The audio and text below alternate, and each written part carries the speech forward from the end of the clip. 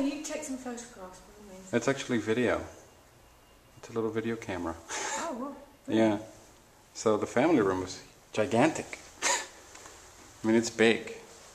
Like you said, I think the bedrooms, they're a little small, Yeah. but, I think it's a bit of a shame about that, isn't it? Yeah. So the kitchen is all brand new. Dishwasher right next to the stove. And then there's a washer dryer, we said, right? Yeah. Washer dryer in there. Sink. Stove. Microwave. Oh yeah, the refrigerator is like that thing there.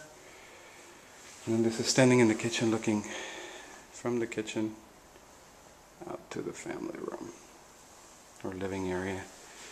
And that's kind of looking out the front window.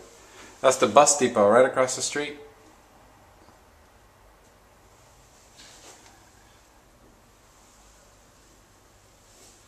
With the windows closed, it's pretty quiet.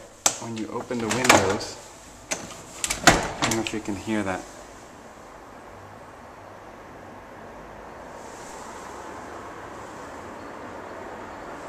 So if you were to open all the windows, it would probably get fairly noisy. Let's see.